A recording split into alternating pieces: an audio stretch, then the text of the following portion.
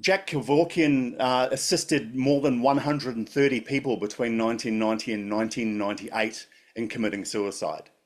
Our subconscious mind forms at like 5 years old. So any negative thing is just stored there. And we only use 5% of our mind almost consciously. So the other 95% is subconscious, it's sleep. Yeah, that's a controversial subject. I've never been in a situation where I wanted to end my life. I have a lot of people were close to me that have been, and they did it in their way. So I don't know how I feel about that. You know what I mean? So it's hard for me to really give an opinion on this. However, I mean, I feel like people should have the right to decide whether they want to continue living on this planet or not. You know what I mean? So when you're working with somebody on their chart and you've got a really strong Pluto placement, that juxtaposition between authenticity and power can often be an interesting place to start exploring. Hey everybody, and welcome to this final planets workshop. Tonight we are looking at Pluto. Um, you know what, the jury's still out on whether Pluto's a planet, an exoplanet, a world, or whatever the case may be. I actually did a bit of research on it and had a look, and it was around the time that NASA discovered Haumea and Makemake and Eris, and they had a meeting and they had to decide whether we were going to add extra planets onto the end of the solar system, or if they were just going to relegate Pluto down to a smaller scale. All of those extra planets out the end are roughly the same size as Pluto. You know what? And still to this day, most of the astronomy and spacefaring community are still in discussions and in conflict about whether Pluto is a planet or not.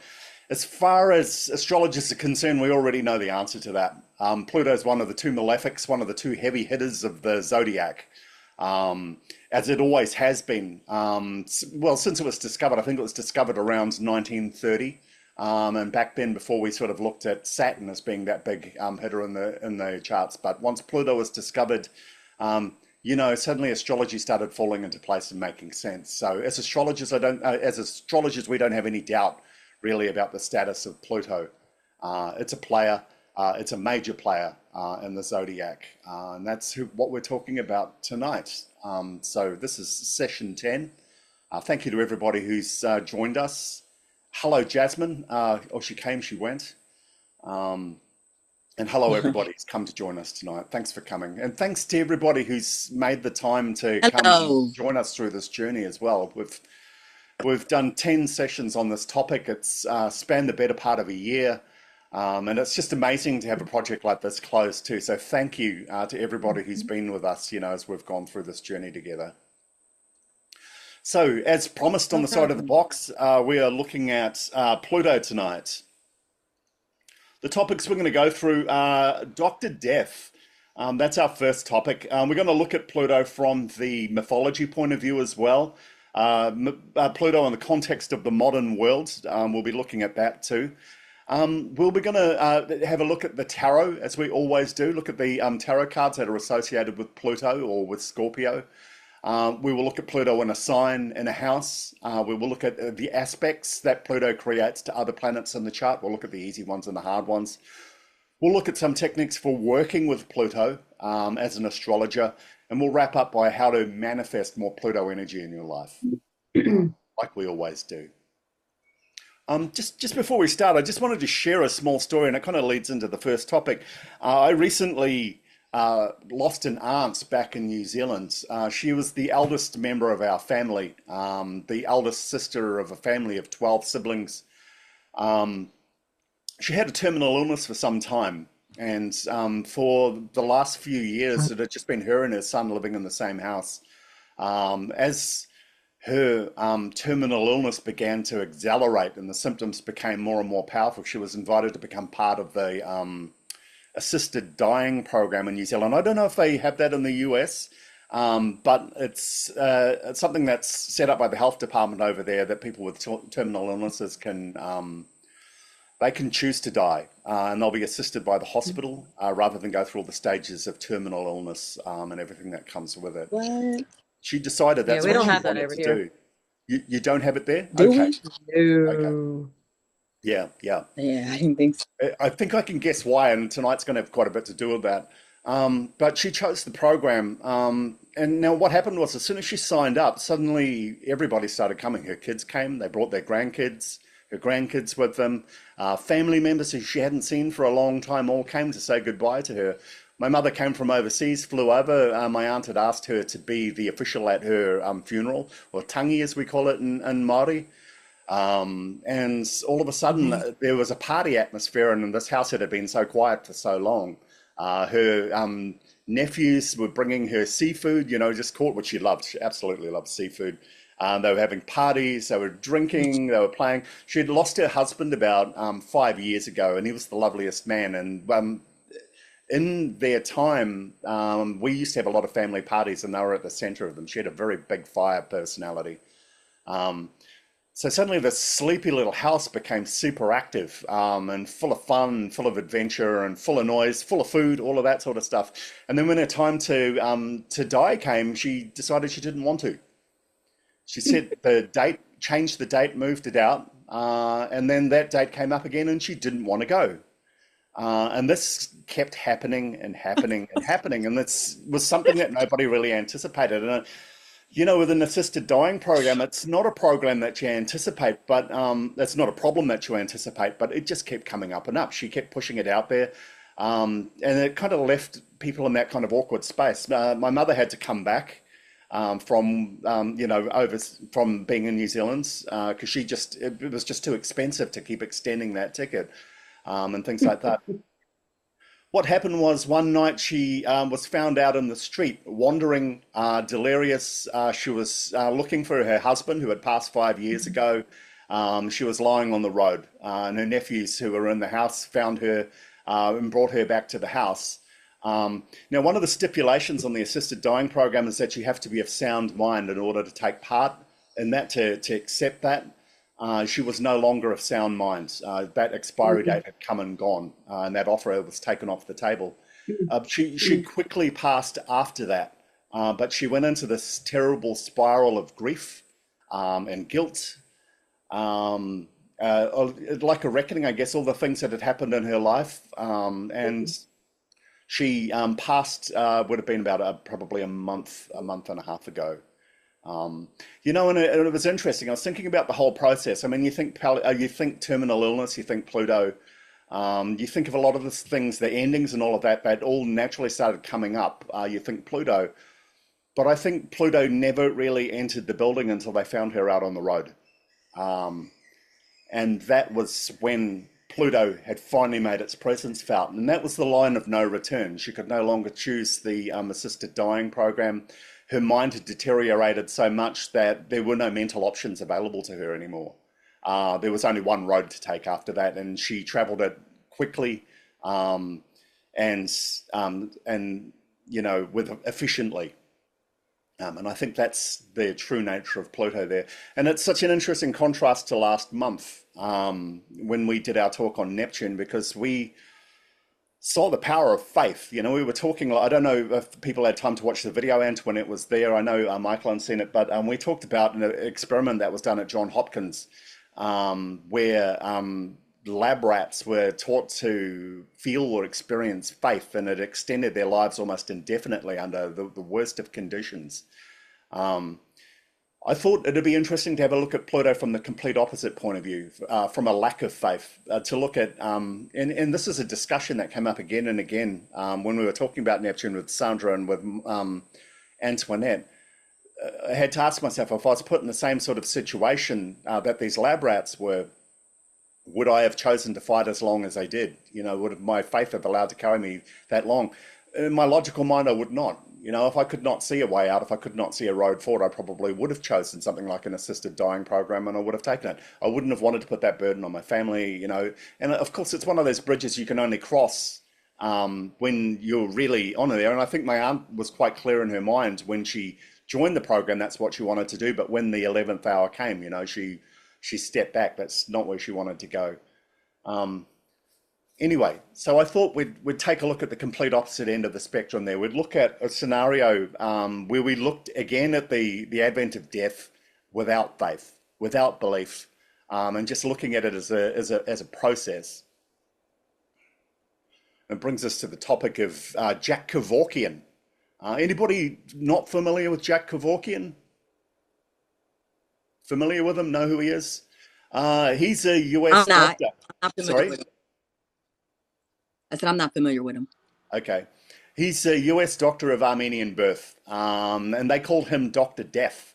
His rise and fall happened around probably the late 90s, but he'd been a doctor in the US, a doctor and a professor, a university professor around the mid-late 50s. He was Armenian by birth. He had traveled to the US, and he was a really interesting figure. He was a doctor, but he seemed to have this incredible focus on death, the role of death in medicine, the role of death in society, and things like that. And I think we were talking about whether America had an assisted dying program or not. If you did have an assisted dying program, if you did not have an assisted dying program, it probably had everything to do with this guy and everything that he did. Okay. He was a right to die advocate. He believed that if somebody was ill, terminally ill, if there was no other direction that they could go, that there was only illness, pain, or suffering and everything that came with it, then he believed that people had the right to choose to die before all of those symptoms manifested, you know, before they went through that whole process. He didn't see it as necessary. And it raised a whole lot of really interesting ethical debates about life, about the role of death, about who's responsible for life, all of that sort of stuff. And Kevorkian brought it right up to the table, right to the forefront of American consciousness. In 1998, he was arrested for the voluntary death of a patient in New York, a patient that he had assisted in dying. In New York, based under their law, they basically wrapped that one up pretty quickly. They took him. He got an 8-year sentence, I believe. He got released in 2007. So he did do time for assisting a patient. Anyway, so let's step back. Let's have a look at who this guy was. Just quickly have a look at his younger years. He was a survivor of the Armenian genocide of 1915. I don't know if people are familiar with that, but in 1915, Turkey invaded Armenia and they began a genocide against the Armenian people. There's believed that the figures of the genocide could rise up to 1.2 million. It was impossible to calculate the extent of damage. In fact, it had gotten so out of control that America, probably for one of the first times in its history, had gotten involved politically and internationally and helped put a stop to that. And there'd been a massive exodus of Armenian refugees that left and went all around the world following this catastrophic event. So from an early age, the presence of Pluto, I think, had been felt in his life. I mean, in a way that was unescapable for more than 1 million people, you know, and that had put its imprint on him from a very, very young age. He questioned the existence of God at the age of 12. Now, he was apparently an extremely intelligent child. He argued with his parents that if there was a God, then why did God let the Armenian genocide happen? You know, that was evidence as far as he's concerned to the contrary, that there was no God. He stopped going to church at the age of 12. He taught himself multiple languages as a child. He spoke German, Russian, Greek, Japanese, among other languages. The languages he taught himself. So he was a highly intelligent child, highly intelligent. So that's just a little bit about where he came from. Highly intelligent, had survived a genocide level event. And it was interesting. I was listening to Gabor Mate talk a couple of weeks ago here in Brisbane. His parents had survived the Holocaust as well. So he was another doctor, another person in the medical profession who'd come from this background, left riddled with questions, you know, more questions than answers, I think, when it came to his work. Okay, so Jack, he advocated for euthanasia for death row inmates in 1959 when he was a university professor. Nobody was really interested at the time. He had thought that, you know, rather than go through the whole ritual of, you know, execution, they should have been offered a euthanasia option. That's something that the first time he really appeared on the radar. He got no traction from that. There was no interest from the prison system. There was no interest from the you know, from the government or anybody like that at a state or federal level. In fact, he seemed to be this awkward guy who asked questions that nobody really wanted to answer or even entertain the possibility of talking about. He advocated for the organ harvesting of death row inmates in 1976, something that he pushed for. I believe he actually, oh no, that wasn't around that time, but he had believed that, you know, there was a way that they could help other people, you know, after they had passed, that their organs could be harvested. either willingly or unwillingly, you know, and that could help prolong the life of other people.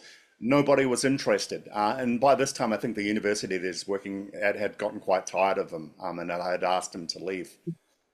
He had advocated for blood transfusions from the dead into living patients, the recently dead. The blood's still good for a while, and he was advocating that maybe we could take that blood and we could pass that on. One of the biggest problems that the military have during war is blood. World War II, there was this belief that you could use a saline fluid, even seawater in the worst of circumstances. You put that in the body, and somehow magically the body would convert that into blood. We've found now that it's not true. It's not true at all. So this actually probably could have had an impact. You know, it could have saved lives and things like that. The military weren't interested, and they made it absolutely clear they weren't interested in anything that Kevorkian had to say on this topic. In 1987, he began advertising quietly in newspapers in Detroit for a deaf counseling service consultancy. The details in his ads were not really that specific, but in 1990, he assisted his first client in medically committing suicide.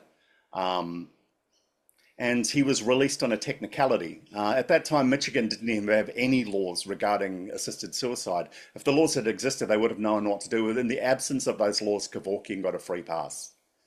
Okay. This is the first time he really became a major figure in this. His Michigan medical license was revoked in 1991. California revoked his license in 1993.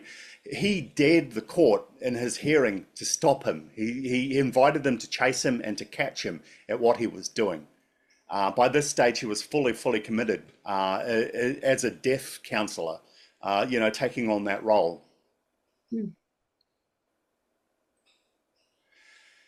Jack Kevorkian assisted more than 130 people between 1990 and 1998 in committing suicide. His nickname was Dr. Death.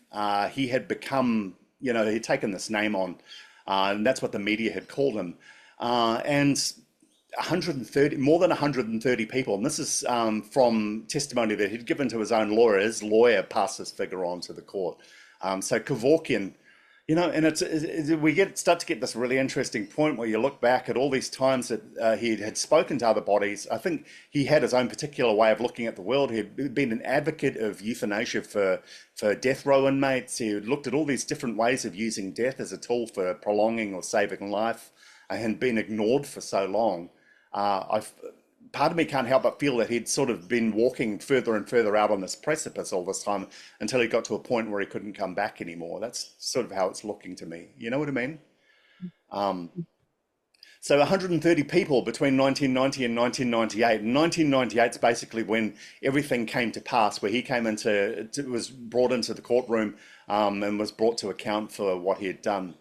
Now, one of the things that made it very complicated for the court was he never killed anybody, not directly. He provided the tools to do it, but every single one of his patients had executed the final action that had ended their own lives. They had effectively committed suicide.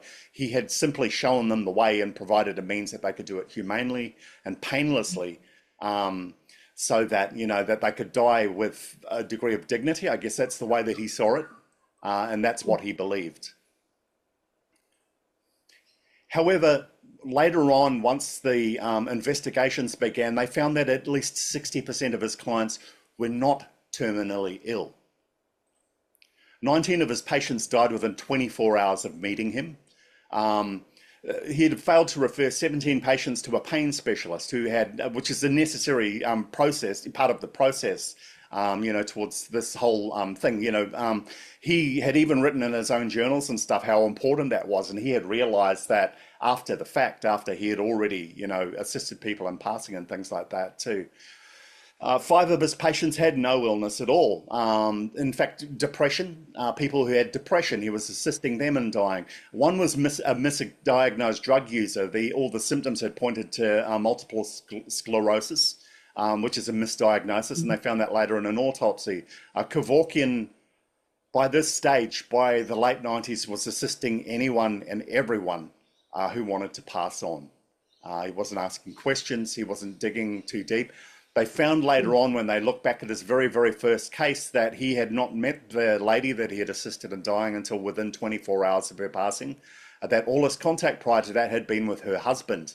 And there was no real evidence to suggest that she had ever had any real choice in the matter at all. Mm. The right to die movement is Kevorkian's legacy. The world wasn't talking about what we call in New Zealand assisted dying until Kevorkian got involved. And I can remember this back in the late 1990s, early 2000. I remember it was a big topic over here. I think the woman I was dating at the time was part of the religion unit at University of Queensland. And this is a burning, burning topic in their faculty around the whole time that this had come up. So this is Jack Kevorkian, and I think he casts an interesting contrast to what we were looking at last month with Neptune. We see a doctor with a complete absence of faith. You know, he'd chosen to not believe in God from the age of 12. He denied the existence of a God based on the events of his own childhood and from the atrocities that he'd seen. And he'd assisted so many people in passing on. Whether he'd done it ethically, whether he'd done it within acceptable guidelines is another matter altogether. But you know what I mean? He's one of the real first figures, especially in modern contemporary history, who really brought this topic to the table. Does anybody have any thoughts on the ethics of assisted dying or anything like that? Has anybody been with somebody who's been through the palliative care process or have their own opinions on that sort of thing? Or anything to say on Jack Kevorkian? I don't want to Just say check, anything. I just checked his data, Chad. He's got Pluto in the fourth house in Okay. Cancer. Yeah. Pluto and Cancer in the fourth house. No, I have Okay. nothing to say. Yeah. Yeah, that's a controversial subject. I've never been in a situation where I wanted to end my life. I have a lot of people were close to me that have been, and they did it in their way. So I don't know how I feel about that. You know what I mean? So it's hard for me to really give an opinion on this. However, I mean, I feel like people should have the right to decide whether they want to continue living on this planet or not. You know what I mean? But I don't know. That's really as far as I can go with that, because that's just a topic it's a touchy subject. Yeah, it really is. And like I said, he was released in 2007, and straight from there, he went straight to the speech circuit. He was talking to everybody who's going to universities. So he didn't go away. Part of his parole agreement was he would never be involved in any medical capacity again in anything like this. And it is a very, very touchy subject. And I think the way ultimately in the end that he'd carried it out was a flagrant abuse in a lot of ways of what he had set out to do. But I think it raised a really, really interesting topic. I mean, there's so many rules and regulations on how we live. Is it right that they should be there on how we die as well? You know, and this is something that you can debate until the cows come home. I think in the case of terminal illness, you know, I always believed that it was something that was a right, I think a basic human right in a situation like that to choose. But then, you know, when I saw my aunt, what happened with her, it never once occurred to me that somebody could just say no, you know, that they could choose a date and then they can just change their mind. And then, you know, everything would stop again. And that's a problem that I didn't foresee. But it's, yeah, like you say, it is a very, very controversial topic. There's a lot wrapped up in this. And Kevorkian's passed now, but I've no doubt that probably everything to do with the assisted dying program not taking off in the US has got everything to do with this man, the way that he did things and so on. In so many ways, though, he's a complete he's probably one of the perfect ambassadors for Pluto. He could have been. He could have been, I think. I think maybe he went too far at the end of the day, but Pluto is about the natural cycles of life and death. You know what I mean? And Pluto is the, we use that term psychopomp. He's not a psychopomp. He's the final destination. You know, he's the one that when somebody crosses over the threshold, that's where they end up. So maybe Kevorkian's just one step earlier than where he should be. But he does raise Yeah. some very, very big questions and things like that. Does anybody else have any other thoughts or questions or comments they want to make about this guy or the process?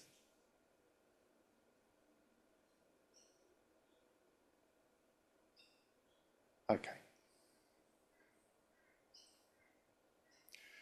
Pluto.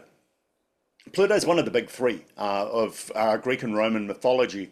We all heard the story of the overthrow of Saturn, of Kronos, the tyrant, by his sons. And there were three sons in the end who were responsible for his overthrowing. Zeus being the big guy, Jupiter. Poseidon was also involved, and also Pluto. They were the three that facilitated that. After the deposing of Jupiter, they split the world, the entire, universe, Greek universe, into three spheres of influence. Jupiter took the earth, the world of men, and everything like that. Poseidon took the oceans and the seas. Pluto took the underrealm, the underworld, the realm of the dead. And that way they divided all three equally between them. A lot of people thought that Pluto had sort of gotten a raw deal from there. But, the interesting thing is when you look at the personalities of these three gods, in a lot of ways, the underworld was a really, really good fit for Pluto. He was, in a lot of ways, he was a tyrant. He was obsessive. But he was also monogamous, which was something remarkable between those three gods. He had one wife other than Persephone. Has everybody heard the story of Persephone? He dragged her into the underworld, the daughter of Ceres, to marry her. And I think they sent Orpheus, the hero, to go down there and recover her in the end. When she went down into the underworld, Ceres, the goddess, stopped all plant life on the earth, stopped it dead as she grieved for her daughter. And then when Orpheus went down and started bringing her back to the surface, the world came back into bloom again, and that was their explanation for the seasons. In the end, they brokered a deal where she would go down into Hades for 6 months of the year. In 6 months, she would come back up again. And that explains the cycle of the seasons as far as the Romans and the Greeks were concerned. That was all wrapped up in Pluto. So even though Pluto wasn't directly involved, he was still connected to the cycles of the earth, the cycles of life and death, everything. It's like everything he touches basically sort of goes that way. You know what I'm saying? So he's the god of transformation and rebirth. And we see that in astrology.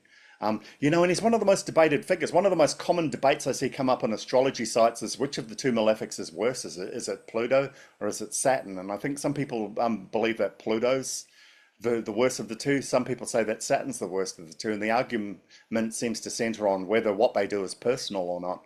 I think Saturn, it's generally very personal. It's all wrapped up in karma. It's all action, reaction. While Pluto, you could just be in the wrong place at the wrong time. There's no control. There's no boundaries on what he does. And that seems to focus on what that is. Whatever he does has transformation and rebirth involved. And I think he's one of those most interesting figures in the zodiac, in that his whole role and his power and his influence changes based on what your own beliefs are about life and death. If it's something to be terrified of, then he's a tyrant. If you see it as part of a natural process of either living and dying, of something that's happening in nature, of reincarnation and rebirth and things like that, then you simply see him as a gateway, something that you pass through. So as our spirituality evolves, as our consciousness evolves, I think our relationship with Pluto evolves as well. And our perception of the way everything works, it underpins everything that we don't know about the world, about spirituality, about the universe, about the other side, about the hidden. So that's our guy Pluto. The name Pluto comes from the Roman word Pluton, which basically means hidden wealth or great wealth. So even wrapped up in his name is not a focus on death. It's about the unraveling, the discovery, the digging, the finding of great wealth, that's buried or hidden, that's far away from everywhere else, that needs to be discovered and uncovered. So he's the god of hidden truths. And we see that from the rulership in the 8th house. Basically so much of the hidden and everything that's comes from, the process of discovery. He's the god of mining, and the mining industry and things like that. Anything that involves digging into the earth to uncover wealth falls under him as well. He rules garbage and trash, things that we throw away. He rules excrement.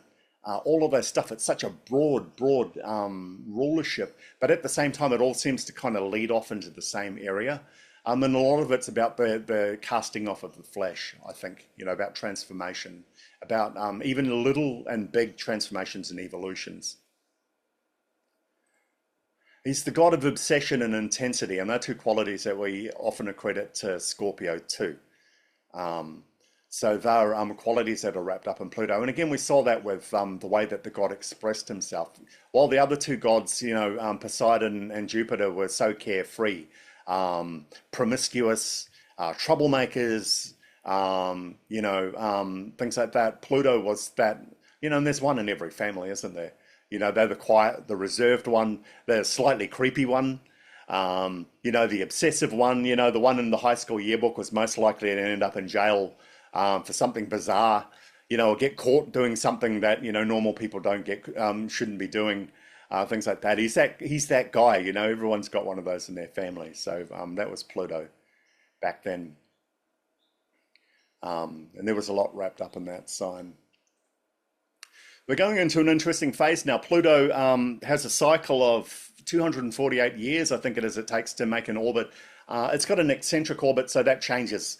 At some points, Pluto is closer to the sun than Neptune is inside its eccentric orbit, and then it spins out again and goes further and further out, the same way that Uranus does. We talked about that last month. But nobody in their lifetime until now has seen Pluto go into another sign.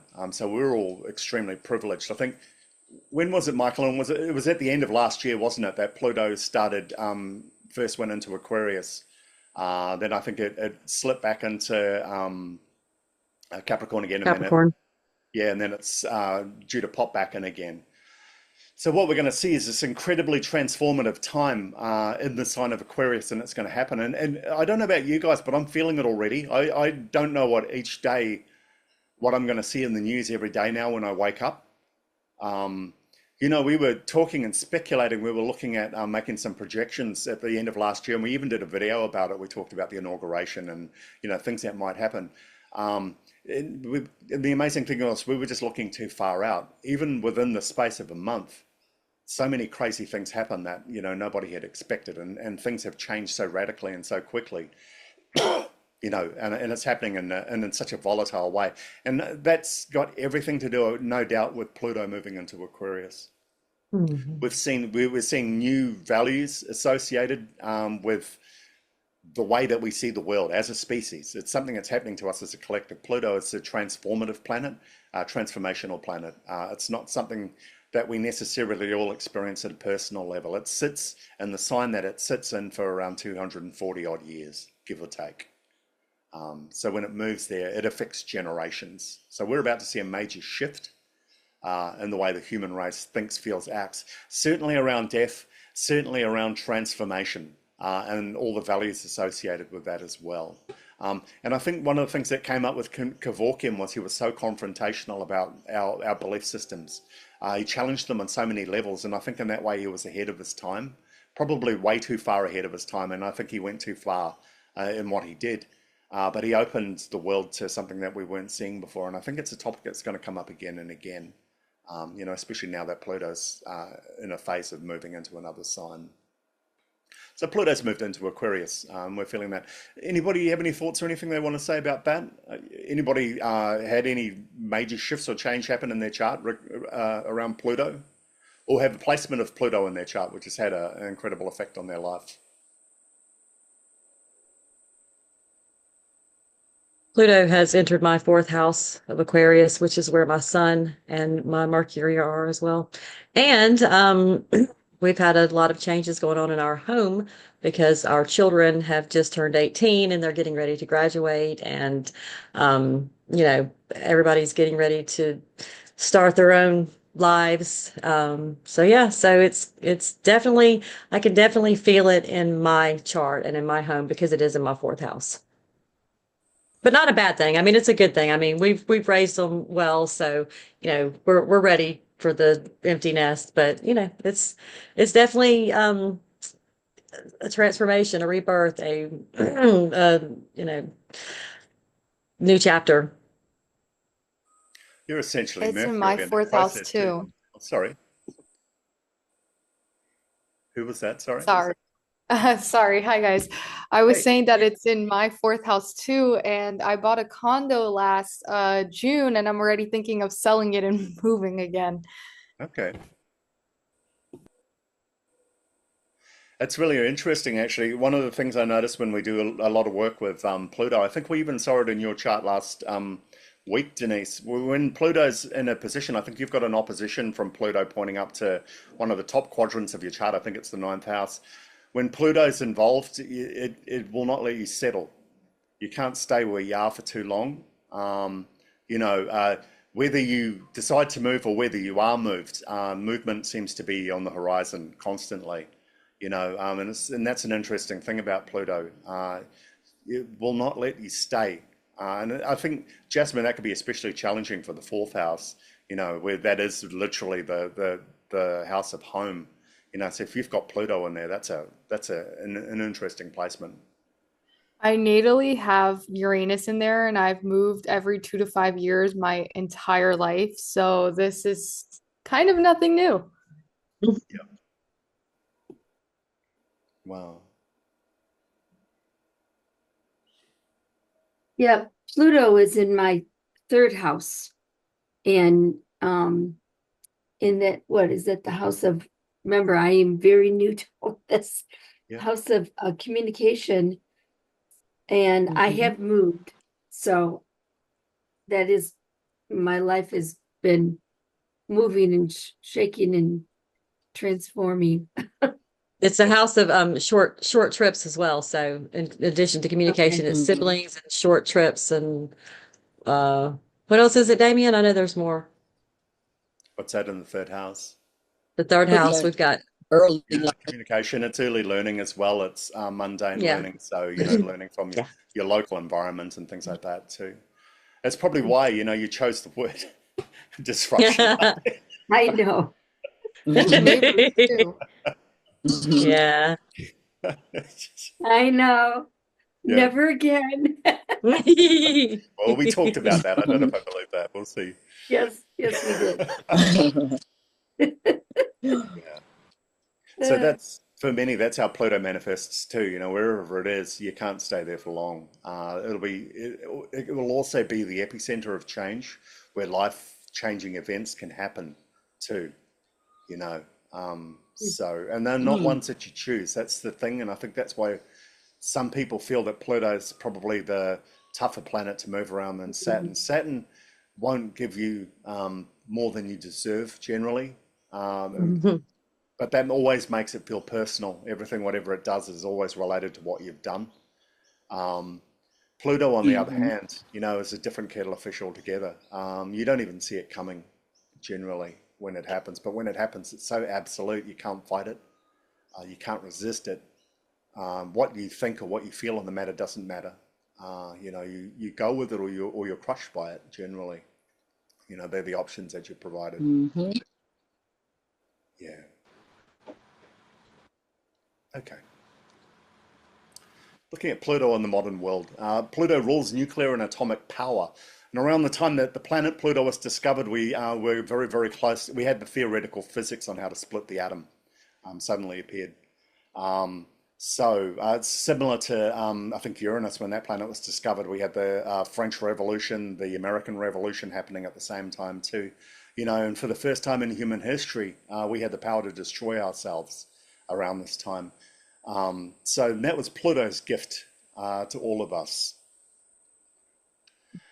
Pluto rules the deep web and cybercrime. I'm not sure if everybody's aware of the deep web. I think probably through Google and other search engines, we've indexed probably 10–15% of the internet. There's another 85% of the internet out there that is unmapped, that is not indexed. Of that percentage, there's a percentage that does its best to avoid being indexed, and that's the dark web. That's the illegal web. That's where all the the really bizarre stuff lives.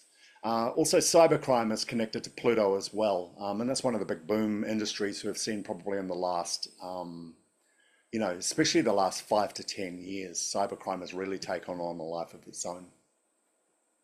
Mass surveillance. It feels, I don't know about the US, but you can't drive anywhere now in Australia, especially on a highway, without seeing cameras on the side of the road, without seeing cameras in street corners, and alleyways and on lampposts and things like that. And it's hard to feel once you've seen enough of them, once you know that you're being indexed and followed and all of this stuff, it's hard to feel that your government still works for you anymore when you've got that sort of relationship. If your partner had safety tagged you and was following you everywhere you went, you know what? I think my wife I had that, what's that, find your phone thing? She could find my phone wherever it was. And I felt like Yeah. somewhere that I shouldn't have been, and she noticed on the phone, and that, I didn't like that. So that got turned off and never got turned on again after that day. But you know what I mean? I think when you've got that sort of relationship with your government now, it doesn't feel healthy anymore. Right, So right. yeah, yeah. And interestingly, a lot of those changes happened. I remember around the time that George Bush Jr. was in, suddenly private security, safety and privacy didn't exist anymore as we chased after these And greater that, demons. That was just a necessary sacrifice, you know. well, that happened around, that was 9/11. So the 9/11 incident was to implement the mass surveillance and all of that good stuff. So, Sure. yeah, Exactly. Yeah. yes. You had a military presence at every major transit point straight away. I remember that. I remember my ex woke me up, said that it happened. The first thing I said to her was, "Oh, he's going to try and get a Star Wars program off the ground." And it was the first speech he gave at Ground Zero, that America would be investing in Star Wars, and that just went. We can go down that rabbit hole all we want. And I don't know if we could be doing anything that's more Plutonian than having that discussion. But yeah, I agree with you. And mass surveillance was another one of those unwanted things. And I think it's around that time that Google, the NSA turned on them and demanded they turn over all their files. And Google changed. They went from being, don't be evil was their slogan to basically stealing every little bit of privacy you ever had, to peddle you ads, basically. Yeah. So little 30-second ads. So, that was a really interesting process and change in the relationship of between the government and the people, I think, and corporations, which leads to mega corporations. That's the next thing. These enormous corporations that are so big and so powerful now that they just defy any form of government, and they're multinational. An interesting one is Apple. They come up again and again. I don't know how many times they've been sued in Europe. They got caught for releasing software updates that cripple older phones to force people to buy newer phones. They got fined billions of dollars in Europe for it. They got a free pass in America and everywhere else. By the time they got that fine landed, they had their time in court. The new sale on new phones had already quadrupled, exploded way past whatever the fine was. We're seeing the same process. Yeah, we're seeing the same process with Google now. They're going to be brought into court for monopolizing online ads, and things like that. And in the lead up to that court case, I don't believe I've ever seen more ads on my account. We were watching something on YouTube last night. I think it was Architectural Digest or something. And we got 1 minute of ads, 1 minute of Architectural Digest, and 30 seconds of ads straight away. And by the time they go to court, those ads would have more than funded whatever slap in the wrist they get for that. So mega corporations, that's another Plutonian gift that has been inflicted upon us, another plague. On a personal level, trauma healing and shadow work. Anytime we're starting to go into our shadow selves, and that came up in your reading too, I think, Denise, that topic of doing shadow work and working in the 8th house. The dweller on the threshold, we talked about that too. But anything that deep dives back into old buried trauma, childhood trauma especially, because quite often when that happens, we're too young to know what's right or wrong. We're too young to know, we often we can be wounded by people that we are supposed to trust, we can't tell the difference and things like that. So it sinks below the threshold of our consciousness and it becomes normal behavior, but for the rest of our lives, we're continuously discovering that it's not, as we act out that behavior on other people, So anything that goes underneath the surface, that digs like Pluto does to uncover these gifts of trauma and pain that have been there. Some of it's even people talk about now, and I think Antoinette's a big advocate of this, is generational pain. That stuff that's come up again and again through the DNA of families, through cultures, and things like that too, and that's pain that other people can't see. I think that's doing shadow work too. So, is anybody doing any shadow work or involved in shadow work in any way at the moment? Is that a part of what you're offering? Okay. I'm Is especially now a interested. good time to engage in the Yes, shadow? I am. You are, Crystal? You want to tell us a little bit about what you do or how Yeah. you do it? So, well, for me, when I did my shadow work, it was more through journaling. But with me starting a coaching program, all of them begins with the shadow work, like going back into your childhood, or I wanted to, what do you say, address where the pain point is. Instead of, prettying up what's on the outside. So a lot of my coaching packages go back to doing your shadow work first before we build on anything else. So it's more like journaling, having a conversation. Sometimes you have to ask the right questions to get the right answers. So kind of like pulling out what the problem is with the person if they're unable to actually, because sometimes they don't really know what it is. So yeah, it's just incorporated into the program, the coaching program. And I do the shadow work myself all the time. Yeah. All the time. Yeah, it's like you just journal. You start where you just start from your earliest memory, and you just start writing. You don't even know what the feeling is, but I know when I started mines, and I got to some points where I actually teared up, and I didn't even know that it was an issue for me. I just started writing back to my earliest memory. Anything I could remember or feel, I just wrote it. And then I went on with the story. And I hit me. I said, oh, man, tears formed. It was a lot of, it was difficult, but it was something that was needed. So, yeah. I think when you're close to the language that you use, the words that you use are always simple. They're always the word of a child. There was a technique that I saw used called the downward arrow technique, where you keep asking a person a question again and again until they simplify, step back, until it generally falls into just a simple phrase or sentence. And that tends to be the core belief, the one that's right at the bottom of it. That's the one that you heard when you were a child. That's the one that you heard it again and again, and it became entrenched in your psyche or your belief. I have two that I heard when I was a kid, and again and again. And the interesting thing is too, and a lot of psychology supports this, is that when that trauma happens, you emotionally freeze or polarize at that age. So that part of you stops growing from that point. And we tend to choose partners at the same emotional age. So you know what I mean? If somebody was emotionally more mature than you, they'd move on. If somebody was emotionally less mature than you, you'd move on. So you tend to choose somebody who's got the same, just the right blend of pain or damage or whatever the case may be, and then you grind your trauma up against each other. I'm talking about probably in the early stages of your life, those turbulent times. Yeah. That you go through until you realize, shit, I've got to do something new. This isn't working. Yeah, to that mirror. It's that mirror thing. You got to attract that person, because you start to learn from yourself. Then it's getting into your subconscious mind. That's where everything is stored at.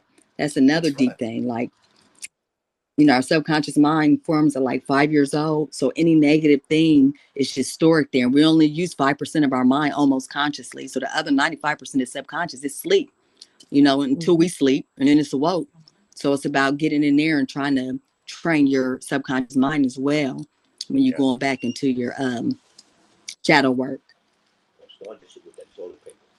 Oh. Absolutely. Yeah, absolutely. When I was a kid, up till probably in my early teens, science was of the opinion that the conscious mind was the more powerful of the two. I think we're way beyond that now. It's definitely the subconscious is the more powerful realm. And the interesting thing about the subconscious is even at the most basic level, it can't tell the difference between true and false. It just accepts whatever it's presented with. That's right. Yeah. Yeah, thanks for sharing, Crystal. That's a lot of really good detail there. No problem. Yeah, it's something I was interested in doing a course about, but the more I studied it and the more I tried to put a course together, the bigger it got. And I don't think it's a course that should be big. It should be quite simple and straightforward. But it's a necessary one, a really, really necessary one. And just to circle back to your question, Denise, I don't think everybody's ready to do it. I don't think everybody should do it. In fact, a lot of the time we go through, it's almost like the stages of grieving, you know what I mean? And it's not till you're at that last stage that you're really in a position to, when you're past anger, you're past grief, you're past negotiating, and you're left at the accepting part. I think that's probably the time you've got to go through that journey. But it varies from person to person. I've seen people who've started doing shadow work what I consider to be early, and really what they're looking for is justifications why they should not change and why the rest of the world has done them wrong. You know what I mean? Yep. But then, you can't judge other people. Everybody is where they are, we're the best version of ourselves we know how to be at any given time. So that one statement in itself undoes any other statement, when it comes to when and where and how we should be doing our work. I'm just saying though, that I think, like Crystal said, when she was digging and she found it, and suddenly she felt this incredible grief come out of nowhere. I think you got to be ready for that. We've done a reading for you. You're pretty tough, so I think you've survived worse. So I think you might be ready, but I don't want to go out there on YouTube and say to everybody, "Hey, go start digging around in your shadow, see what you find there, folks." And post it in the comments, tell us about your trauma and all that stuff. It's not for everybody. I think there's a certain degree of emotional maturity is required. And I think strength and resilience, you might not always like what you see. You might not be stronger than that thing that you find. That's the big one, I think. Yeah. Anybody else want to add to that? Okay. Open and shut. Genetic manipulation, GMOs. Remember when that was a big topic around 2000, genetically modified food? We've gone beyond that. I remember stem cells being illegal for a while there. Now, we just went to the Body Shop last week, and the lady there was offering my wife some sort of night cream with stem cells in it, that you can rub on your face, that creates a water barrier, for the skin. So I think it's amazing how everything changes. Same with cloning too. I think that's kind of moved on. Remember Dolly the sheep and all that sort of stuff. Genetic manipulation, I think it's more mainstream now than it's ever been before. But that falls under the purvey of Pluto too. And in a way, it's the complete opposite. It's an inversion and a perversion of the natural process of which Pluto is a part of. But I think even in its own way, it's relevant, Assisted death, palliative care, anything to do with the palliative care industry, anything to do with the assisted death industry, they all relate to Pluto. And we've talked about that and we've looked at that in in some pretty great depth there. And near-death experiences. Anybody had a near-death experience? Seen the light at the end of the tunnel? You? Lots of them, actually. Yeah, heck yeah, I've had a bunch. Okay. All right. Yep.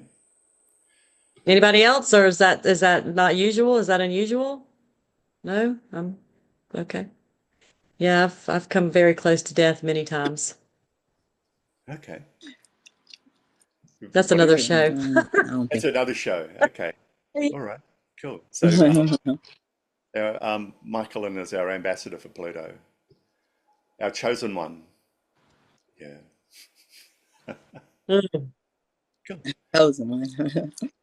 So that's Pluto in the modern context, in the modern world, in different ways that it expresses beyond the traditional. So looking at the tarot, the obvious card is the Death card, ruled by Scorpio. It's number 13 in the major arcana. Mhm. Anybody want to just give us a little bit of insight into this? Exactly. The card. Yeah, Mm. yeah. Remember, every time you saw a movie back in the 70s or the 80s and this card came up, and then everybody suddenly got freaked out and all of this sort of stuff. At the end of the day, it's probably not the worst card in the deck at all. There's Yeah. worse than this. It's Um, not. It's yeah, it's not. it's really about transformation. Yeah, Yeah, it's about so letting go of what no longer serves you, and adapting to something new. Letting go, just transformation, and something. And of course, we know transformation is it doesn't feel good. When we're going through it, but at the end, it should be worth it. Mhm. absolutely. Yep. And then it's a natural process. That's right. Yeah. Anything to add to that?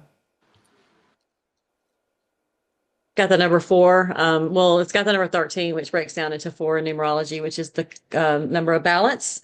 And then it's got the Scorpio. So we all know that Scorpio is, the 8th house. It's like we talked about before.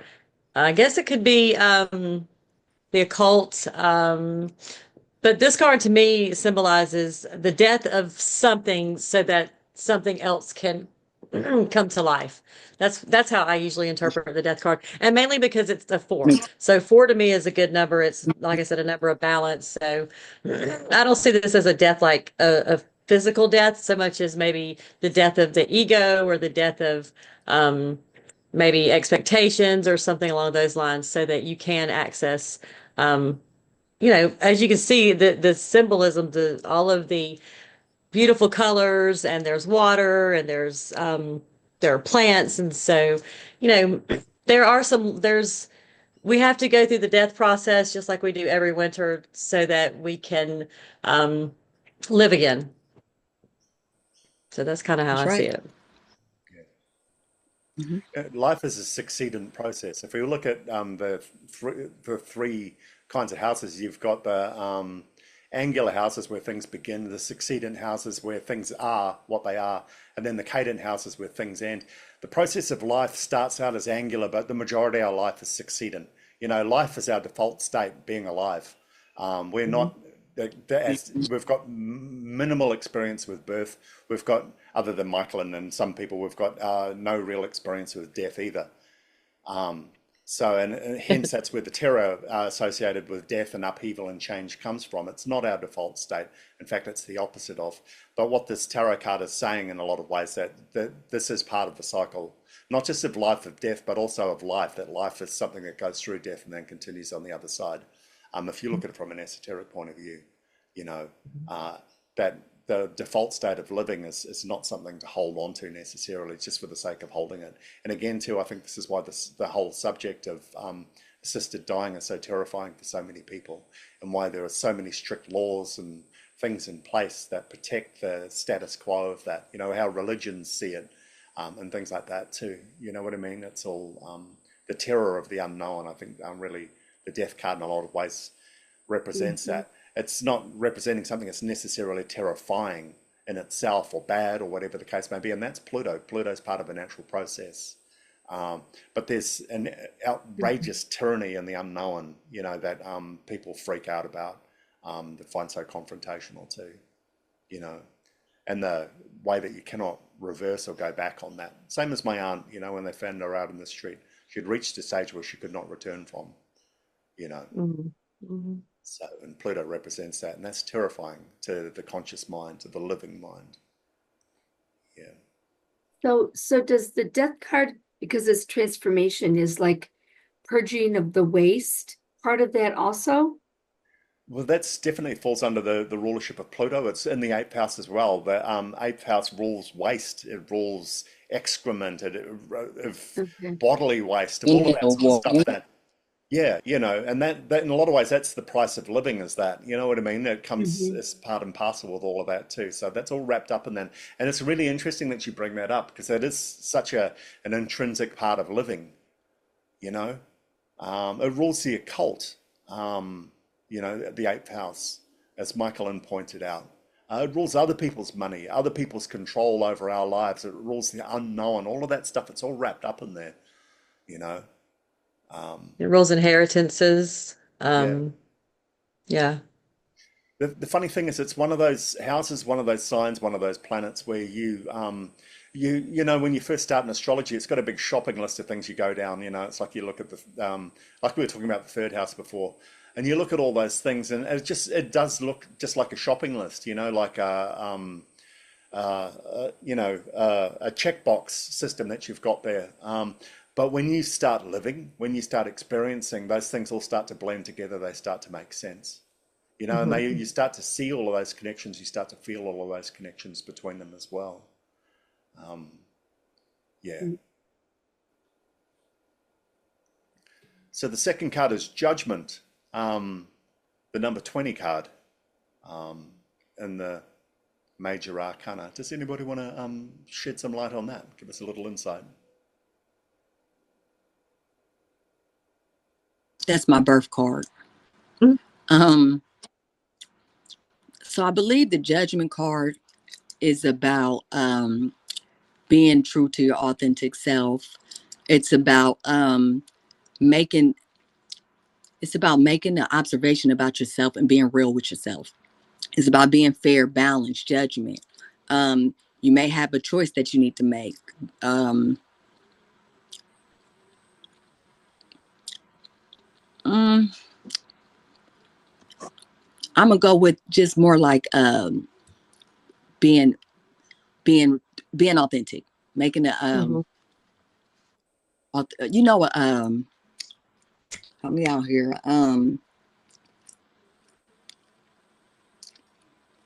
A judgment call, really about yourself though. It's not so much about other people.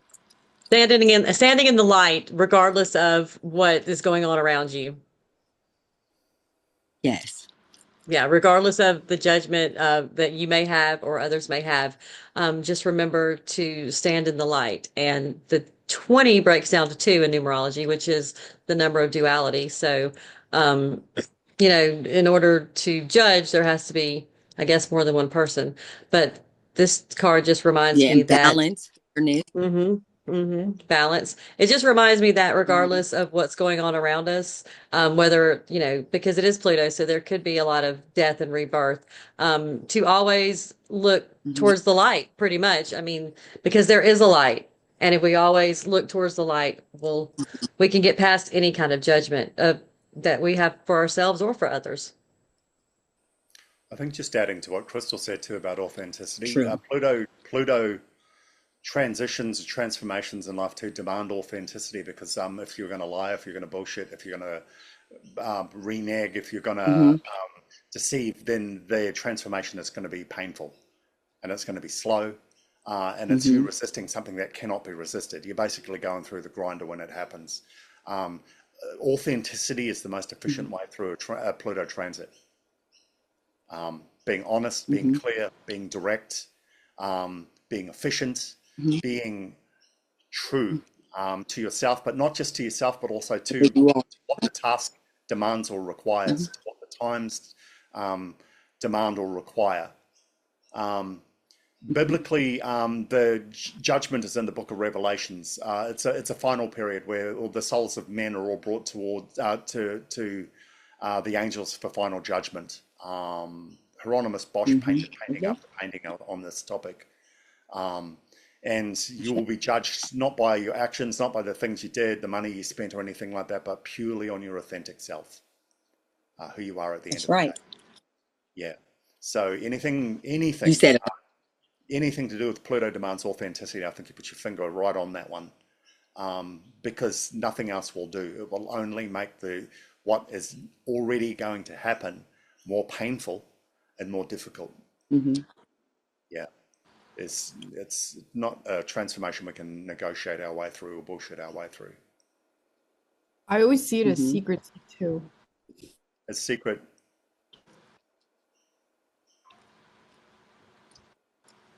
So what were you saying, Jasmine? What do you see it as? Sorry, I'm like eating dinner now, but I always see it as secrecy. Secrecy. Okay. Yeah. Or revelations.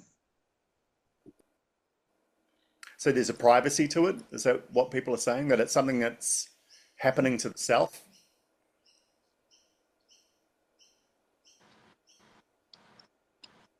Well, that goes along with what Crystal was saying, judgment, but not of other people, of yourself. So Yeah. that kind of Yeah. goes along with what Jasmine says.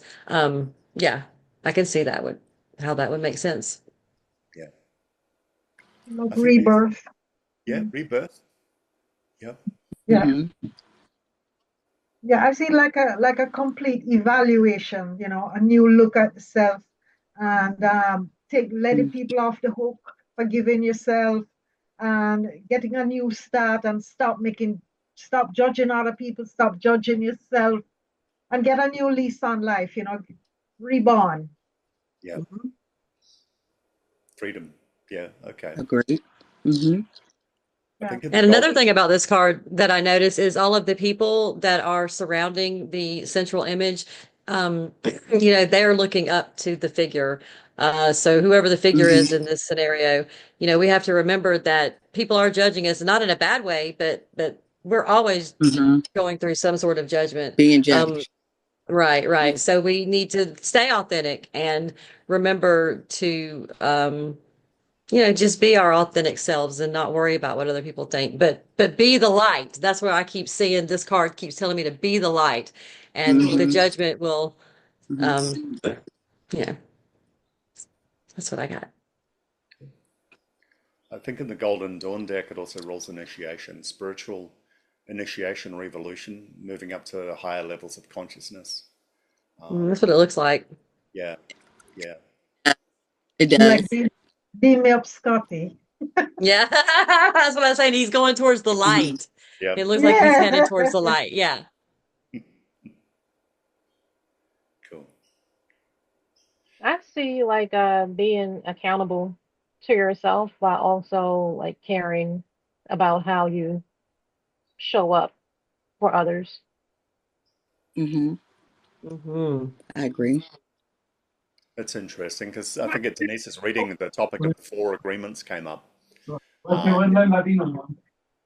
Yeah, and they're all a checklist about authenticity, I think, certainly Yep. in the eyes of other people and the people around you, but also as a way to be true to yourself.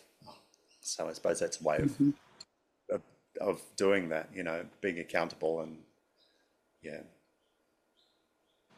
cool. All right. Pluto in a sign. Pluto intensifies what it touches. So when it goes into a sign, it intensifies. It raises the heat right up. When you connect it to another planet or something, it intensifies that relationship. We've talked about other signs. Some planets magnify, some distort, like Neptune. Pluto intensifies. It ramps up the power of that planet or that sign. So yeah, there can Hmm. be an urgency about it, an anxiety about it when it's out of control, when there's too much of it. It's like Mars on energy drinks in some ways. Um, yeah, but it doesn't come from inside us. Sometimes, God, one of the things about anxiety is it's the fear of the future, and the future's so big and so vague. Um, you know what I mean? We just feel ourselves inexorably being pulled into it, and that in itself is Plutonian. You know what I mean? Um, so that's the effect that Pluto has when it's in a sign. It tends to intensify that sign or intensify the ruler of that sign where it might be, intensify, especially whatever it's conjunct. When Pluto conjuncts something, it ramps that planet right up, whether it likes to be ramped up or not. reveals hidden depths. So when we see Pluto in a sign, there'll be we need to explore the more hidden depths, the subtler realms of that sign, and by not taking that sign at face value, but going deeper and looking at the more essential qualities of that sign. That's where we start to find the hidden wealth and the hidden gifts that sign has to give. You know what I mean? So there's certainly nothing surface about it. And you've got essentially 248 years to reveal those gifts, so there's no great urgency about it. But it will be something that'll be in the person's life. It forces death and rebirth, and we've saw this, like I said, we've talked about this in charts before. When you've got Pluto placement in some places, well, you got it in the fourth house, you'll almost never stay in the same home, or that home will somehow always have an element or an air of death about it, or transformation, and that transformation is something that's bigger than the people who live in that house. It tends to be fate, destiny, other greater powers that seem to be pressing against that. And they stop the person from settling. That's one of the most common things that I see with this. When Pluto's in there will always be upheaval. Things will never stay comfortable for too long. They will transform, they will change. And you will have no power over that. Quite often people who've got Pluto placements in a house, they're already like war veterans or whatever. They've survived it enough times. They start to feel it when it's coming. They have already adapted and changed their lifestyle or their personality to accommodate a house or a sign or a planet that never settles down for long. That's always subject to upheaval and change. Tests power and control. So your own power and control, your ability to handle power and control, all of that stuff is tested by Pluto, wherever Pluto manifests. So quite often lessons in power, your own personal power, the power of other people on you in your life, depending on the placement and depending on the dignity, the sign, all of those things can speak volumes about that. If it's in a more passive sign, then you may find yourself being that passive person who's being tested by powers outside yourself that come into your life and force themselves on you. It could also be the other way around too. You could be a bully seeking weaker people to dominate and control and things like that too. And that's something that's tied up in that whole process of being authentic and being real about who we are and what we do, being accountable. You know what I mean? Power is one of the most difficult patterns to break. Once you've got it, nobody ever wants to let go of it. And that's why the world tends to be the way that it is for as long as it is. And that's why when change happens, it tends to be violent and tends to come in the form of upheaval, because nobody in power ever wants to let it go. And sometimes even on a macro scale or a micro scale, that's something that's happening in our own lives. Power over ourselves, power over our addictions, power over other people, or allowing other people to have power over us too. Some people can't avoid it. Some people love it. Some people love having other people exert power over them and control over them. I've met those people. It brings collective transformation. So remember, for 248 years, it tends to sit in the same sign, which means whenever Pluto moves into a sign, a placement, a house, whatever, especially when it's connecting up with other transformative planets and things like that, it's there for the long haul. Generations that are born within that period, they're all going to see things a certain way. They're going to do things a certain way. And Pluto tends to be, especially in our generation, it tends to rule how close to the brink we really want to come. Since the atomic age. And it's funny, we're seeing the atomic age seem to be returning now, especially the situation in Ukraine with all of this talk, of escalation over there that came up in the last few months. Suddenly the atomic boogeyman is moving back into the media and the limelight again. Something as Gen X, we stopped seeing, probably in the 90s. Remember when all the unilateral disarmament talks were happening and things like that? It all seems to be coming back into town again, or back into fashion. Pluto intensifies emotional depth. So any emotional elements connected to the sign that it's in tend to be deep and profound. They tend to be obsessive. It brings all of those qualities up. There's a real deep intensity to those emotions. They often go much deeper. And it's like Scorpio. Scorpio is that bizarre sign that feel everything so deep, and the rest of the world don't seem to feel it the same way.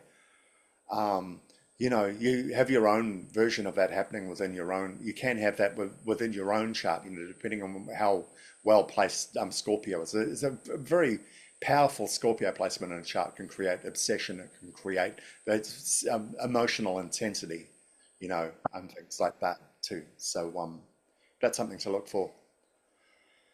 Pluto can create karmic lessons. Saturn rules karma, but Pluto can create karmic lessons too, just simple action and reaction. And, while karma itself tends to be something that's more personal, the karmic lessons of Pluto tend to be bigger. They tend to be generational, like you talk about. What's the term you use, Antoinette? You talk about generational astrology, is it? Yeah. Transgenerational astrology. Yes. Transgenerational astrology, and that can be a bigger form of karma that's bigger than just you. It's related to the word dharma in a lot of ways, as opposed to karma, the will of God. You know what I mean? But that will of God expresses itself on us as a species, as a race, as a people, rather than as individuals. And as Crystal pointed out so clearly, Pluto in a sign demands authenticity. It demands that we be our authentic selves. It demands that we are true to ourselves, that we're not deceitful of ourselves. And quite often that can be really, really difficult when the struggle in that house and that sign is about power, because power distorts, power corrupts. It's in itself, it can be a self-damning exercise. The more powerful we are, the less authentic we tend to be, I believe. You know what I mean? Power in itself is, you know what I mean? It tends to magnify something smaller in ourselves and take it up to a much greater scale. And of course, there's different types of power. I'm talking about the power that allows us to enforce our will or on other people, or abuse other people, and things like that as well. I think that kind of power is incredibly unauthentic in a lot of ways. That's the weak one. Yeah, it's a weak kind of power. It's a weak kind of power, and it's an easily self-evident kind of power that you don't have to challenge. It's the power of bullies.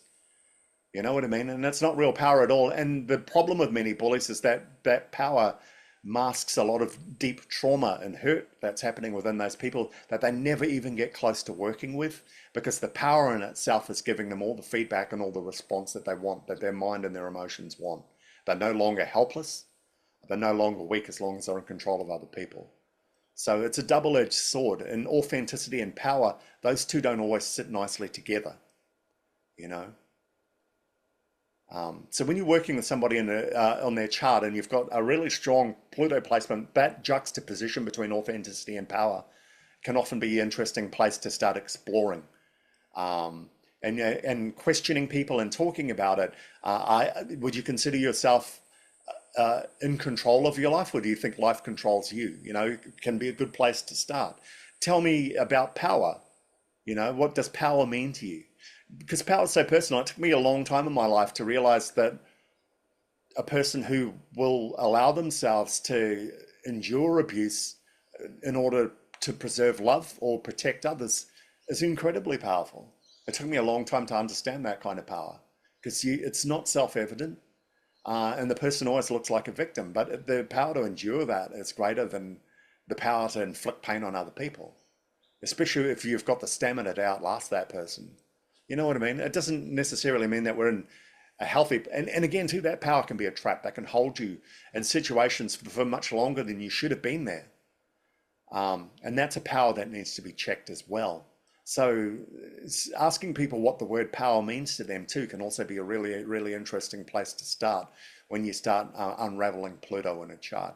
Does anybody else have any other keywords or any other techniques they like to use when they're working with Pluto, when they're working with people? Shame.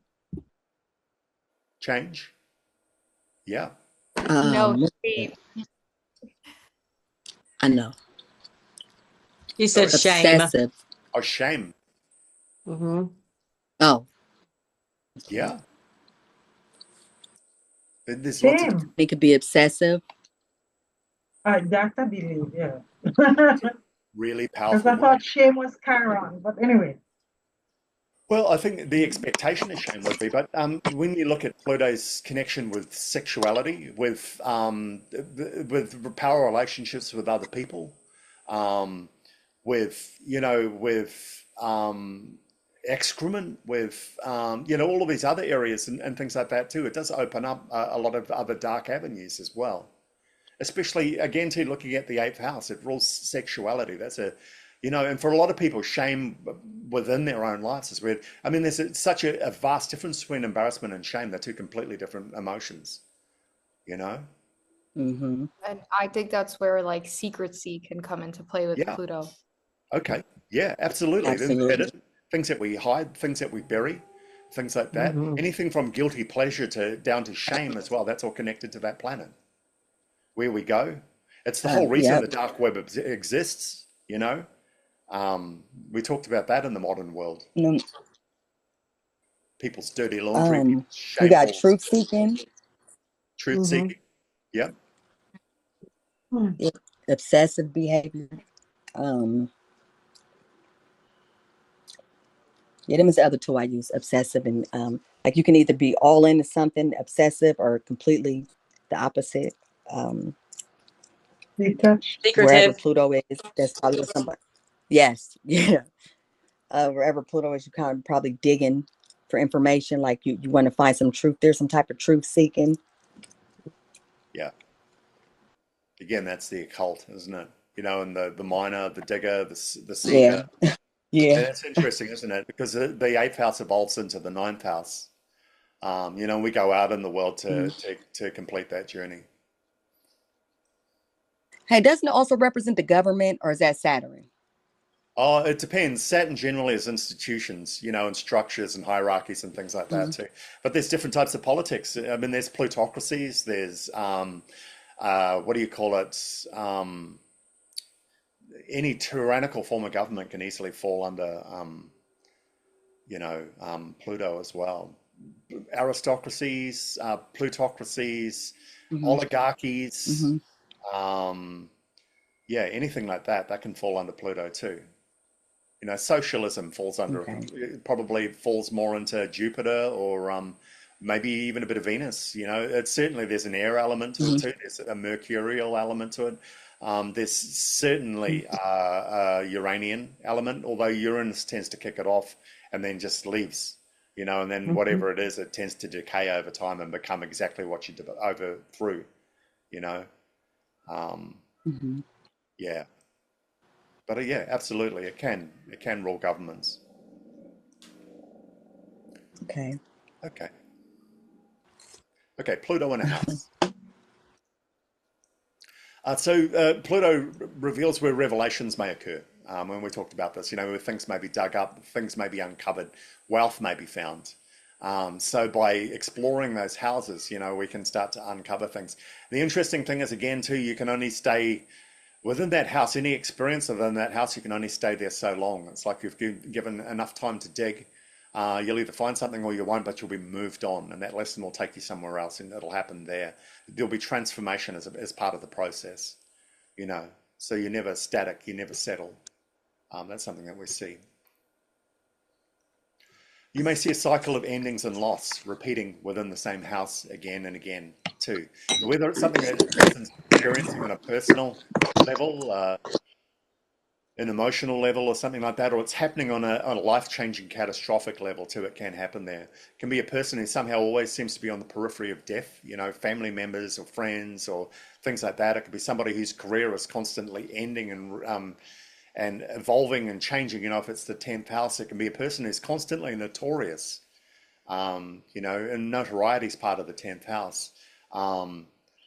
So that can be something that happens there as well. And that notoriety may see them being cancelled and then being reborn and then being cancelled and then being reborn as well. So there's a lot of phoenix energy in it. So as always, we analyze Pluto's role. We start doing some detective work and we start looking at what, if we take on, I take on the idea that these, especially these big hitter planets are trying to teach us something. There's some sort of karmic lesson attached. And, generally for people, these parts of their life where Pluto and Saturn are pretty self-evident. These lessons are pretty explicit. They've already got their own belief systems around them. And it's interesting when people come in and you start asking them, when you're doing a reading for them and you start asking them questions about these particular houses, they already tend to have their own superstitions or their own belief structures or their own self-defeating ideas of the cycle of what seems to keep repeating in their lives. People either believe that they will always have things taken away from them. That's something you see from Pluto. You're never allowed to have anything. Life will keep coming and snatching it out of your hands and taking it away. Other people believe that they have the right to take those things from other people. You know what I mean? That they didn't have them when they were born or whatever rationale, or they've just got the power to take them by force if required to, if the mood takes them. So again, too, we're analyzing relationships and power. Is anybody else? We've had some examples of Pluto in the chart. What role in your own chart? What role do you think Pluto plays in your chart? Anybody got any thoughts? Ooh. I have Mr. Pluto My and Pluto is in Libra.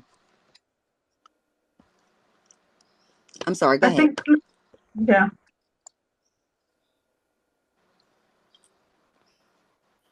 Well, I think Pluto for me is the biggest life lesson because if it represents death, is probably the reason why we decided to reincarnate so that we could continue learning that life lesson, like the biggest life lesson. Like if you got Pluto in Libra, I would say that your biggest life lesson is to learn about relationships. And that's probably where you've had the biggest losses and where it's most difficult for you,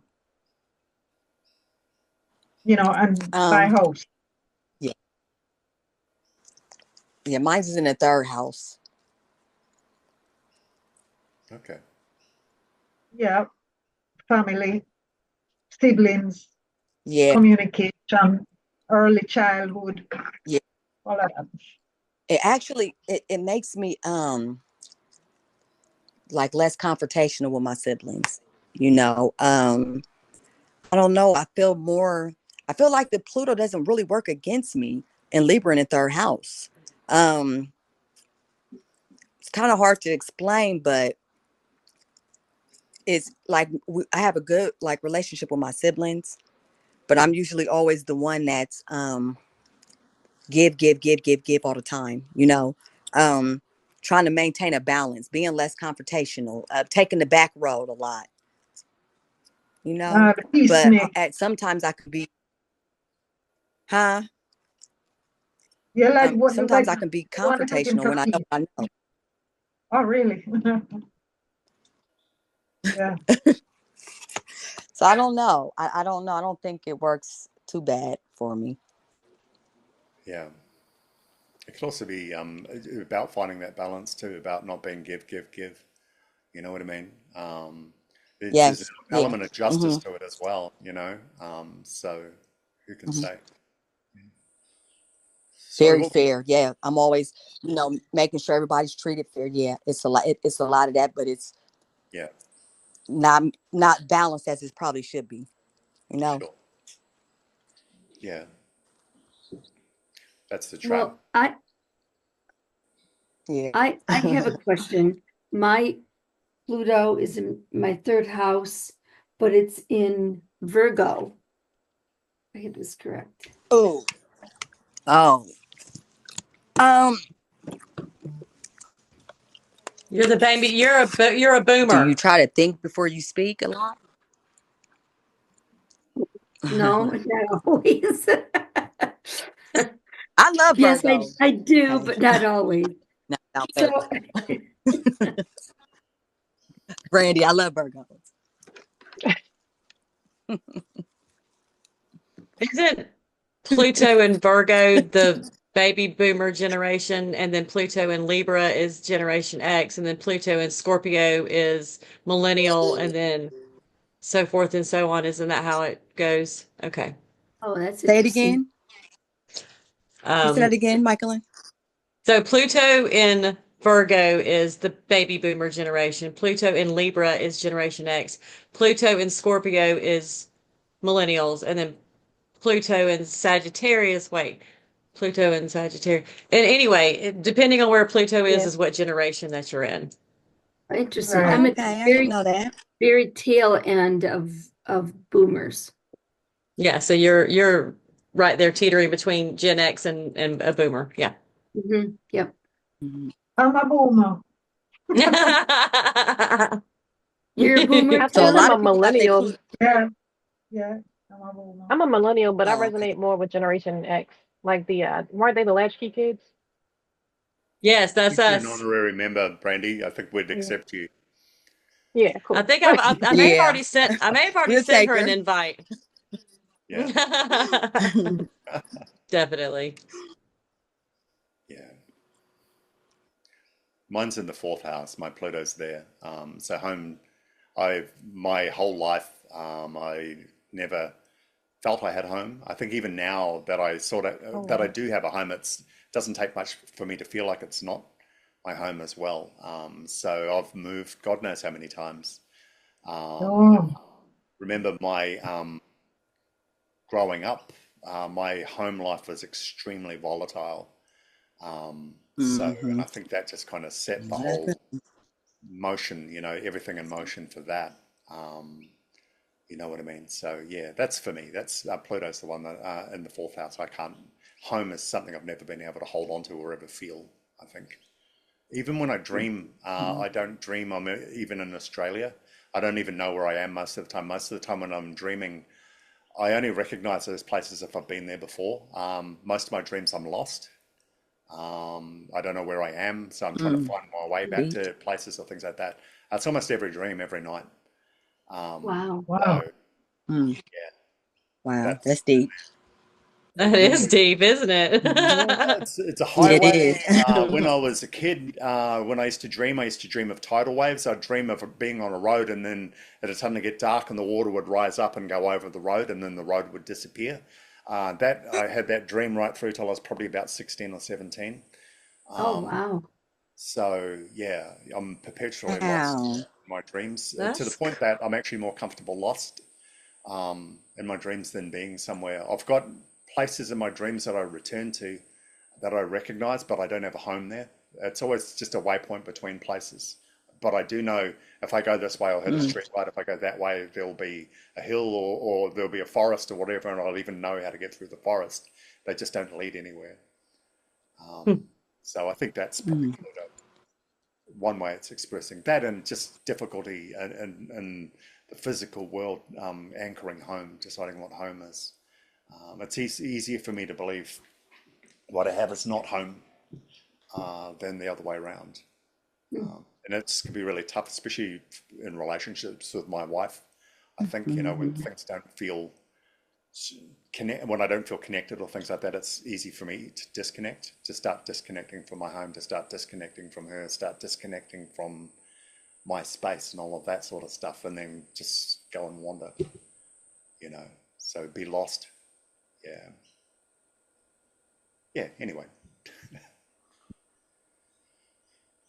Mine is in my second house, and it's making a square to both of my nodes. And I never really thought about it like that before, but I guess that does probably have something to do with like my constant quest for, financial security and financial dominance and just enough is never enough. I got to make sure I'm like super okay. But that tendency is probably, creating challenges with me getting from my south node to my north node. Yeah. My south node's in Capricorn, my north node's in Cancer.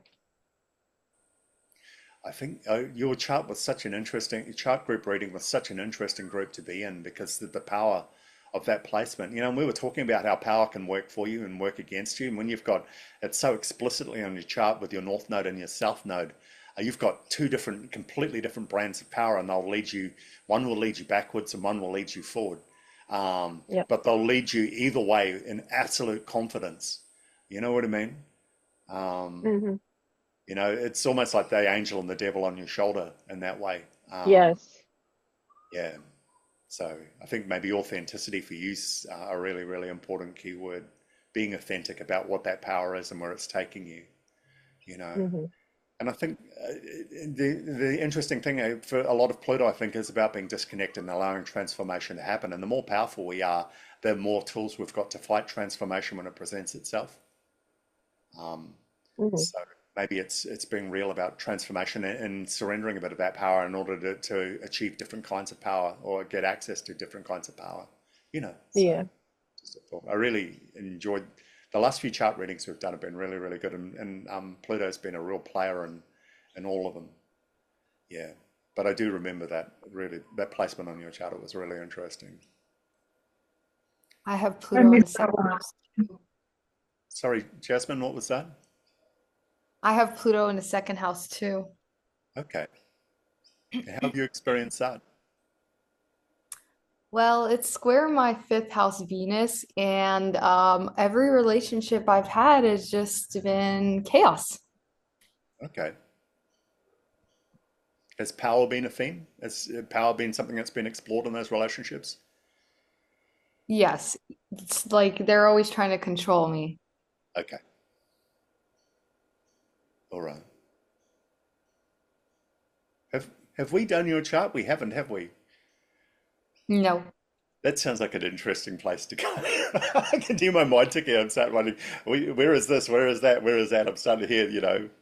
But there's an example too. You throw the word power in when you talk about Pluto, and you start to get a read straight away of where the dynamic might be going with that. You know what I mean? And we were just talking about that in the last section. So, lessons in power.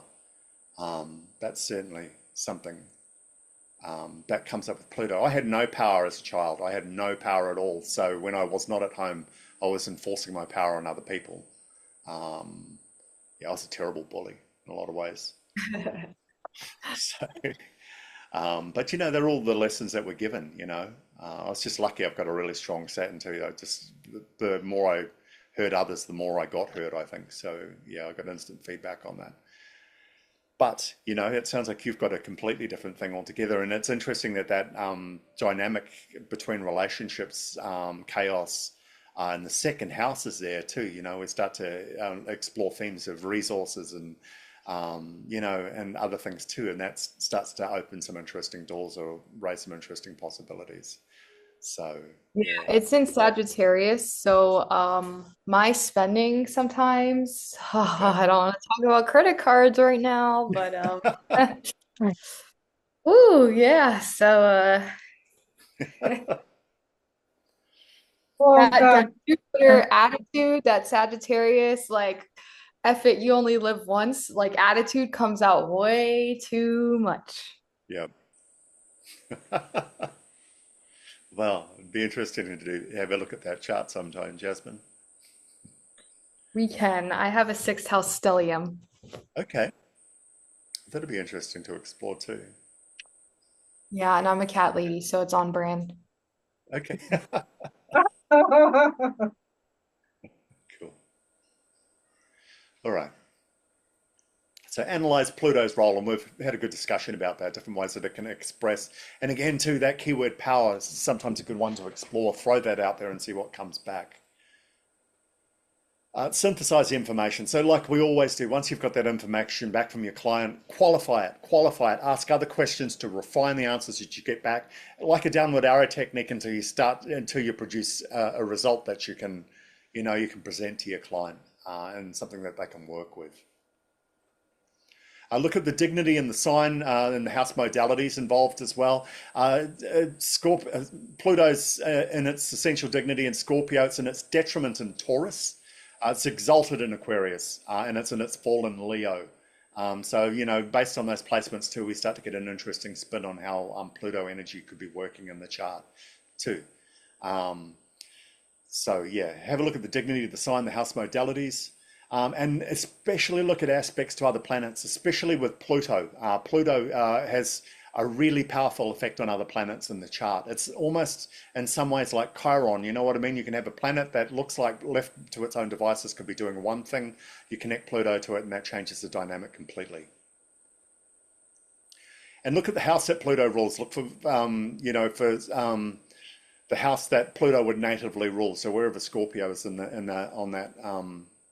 that chart, have a look at that too, and you're going to see expressions of that energy going in there too. Does anybody have anything else they might add to that? Other things when you're working with a client, working with Pluto, other than tread lightly sometimes? Yeah. Does anybody have anything else they might add? Okay. Okay, working with aspects. So when Pluto conjuncts another planet, it intensifies and it increases the potency of that planet. You connect it to Mars, you can see a massive increase in Mars energy. Connected to Venus, you can see an intensity and an obsessiveness attached to love. You connect it to Jupiter, you just that expansiveness, that optimism, that that becomes potent. It can be an obsessive gambler, for example, somebody who feels that bulletproof and things like that too. So it intensifies and ramps up whatever it conjuncts. So it's a really, really interesting placement to see on a chart. It's really interesting when you see Pluto in the middle of a stellium, where it's touching a whole bunch of other things because it takes that stellium and then it ramps it up to 11. That's a really interesting placement. When Pluto sextiles another planet, it's much easier to unlock hidden potential. Sextiles are all about doing work to unlock opportunity. But what a Pluto sextile hides can be significant. That can be life-changing. You know what I mean? There can be great wealth to be found by exploring Pluto sextile. So if you see Pluto sextiling another planet on the chart, then certainly explore that. If that's an area of the person's life that they have not done work on or done, put a lot of focus in, then that's something that, they may benefit from exploring. Okay, Pluto trine. Pluto trines, it's a natural evolutionary flow. The cycle of life and death, the cycle of transformation and rebirth is something that happens frequently, easily, and elegantly in the chart. That's something that you may see. When we're working with the tougher aspects on the chart, Pluto quincunx adjusts to the undercurrent. Often there's a sense of an undercurrent of a great power moving through the person's life, and they constantly feel the flow of that pressing against them. It can be somebody who may struggle to move in a particular direction in their life. They feel there's always resistance. Not a great deal of resistance, but there's always adjustment and work to be done before the person can go forward. When Pluto squares something on the chart, it's about embracing endings because those endings tend to manifest. That tends to be a point where endings happen inside the person's life. And Pluto is in opposition to something else. Pluto oppositions can be power plays in the person's life, so they can be extremely interesting to explore. I think Denise had one of those in her chart. We saw it last when we did the chart reading. She had an opposition. I think it might have been something up in the 9th house. It might have been Jupiter. So that was a really interesting placement in that. But you see power dynamics often play, especially when the relationship houses are involved, especially when career houses are involved. When you start to see the angular houses on the chart with Pluto placements like that. Anybody have any thoughts or anything they want to add to that? I did want to say something. Okay. My Pluto placement, I have all trines, so that probably could be why it's not manifesting that way. Just what you're saying, that I have a trine to the 5th house and I have a trine to the 1st house, like on the cusp, and I don't have any like squares or oppositions or anything. Okay. So yeah, that makes sense. So the Pluto's transformations in your life may feel more natural, you know? exactly, yeah, it doesn't feel so destructive. Yeah, that's all, and you learn to move with that current, and to be carried along by it. Yeah, yeah, that makes a lot of sense. Mhm. Yeah. What does it feel like? Does it feel And like there's a greater power working in your life? it just feels balanced there. Like I just feel like I don't have any problems when it comes to communicating with other people. My everyday movements, my siblings and stuff. It just not the way I would expect Pluto to act. You know, so I knew that it had to be something. So when you said the trying thing, I was like, let me look at my chart because I don't feel the whole destructive thing. Doesn't feel bad. Yeah, That makes sense. yeah, for sure. I think it's probably similar for Michael and with Saturn. She's got Saturn placements on her chart, and they tend to flow more. She tends to feel more connected. No. I have I Yeah. think Pluto is retrograde, and I think Pluto is making an aspect to Saturn as well in my chart. I can't really remember what it is, but it may be a.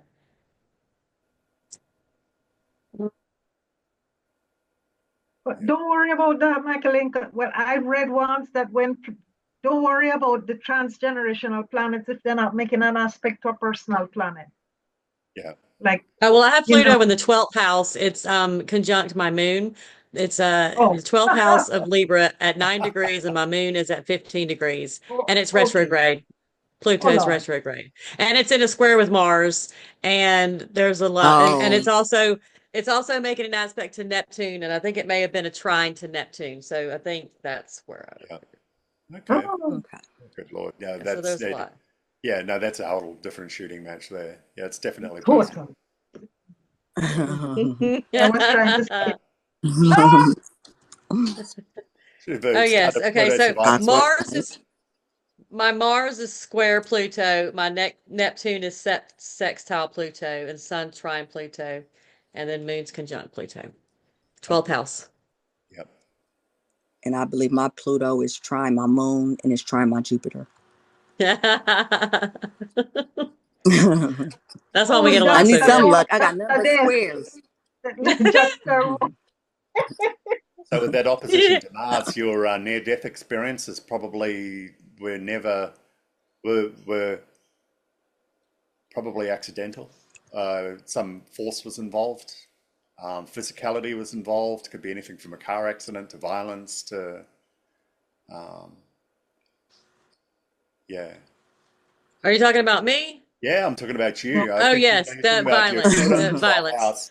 It was Your it with was all Mars in this the in sixth there. house. Sixth house, being well, health, but also Mars being physicality, being violence, being it's anything from car accidents to combat, anything like that in opposition to your Pluto in the 12th house. That's just your near-death experiences make sense. And then there was the near-death experience where I almost drowned last year, remember? Yes, And that's what, yes. and it's Oh, also making an aspect to Neptune, my Pluto is. So yeah, I've had a few near-death You stuck at experiences. dying. Thanks, Pluto.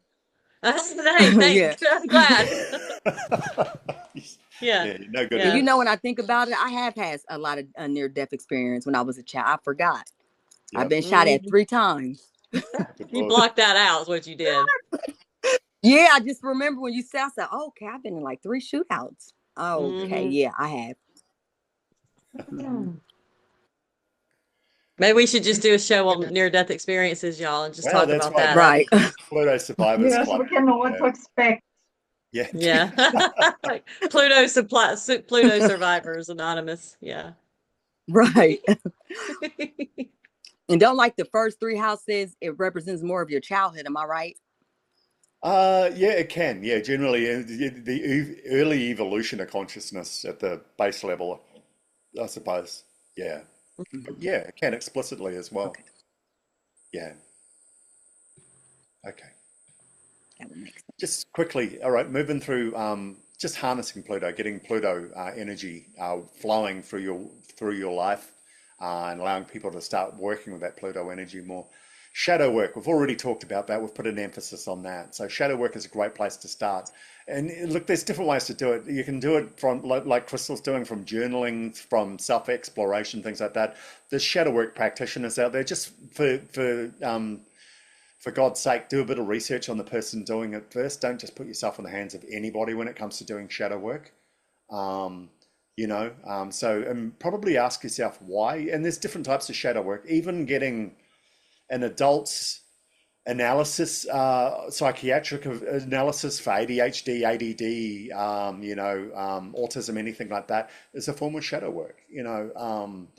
So anything that will uncover something about yourself, some pattern or something in your life that's been impressing itself and pushing itself against you your whole life, that's controlled your behavior, and then digging deeper and doing some research or doing some sort of course to uncover that. It's all ostensibly shadow work.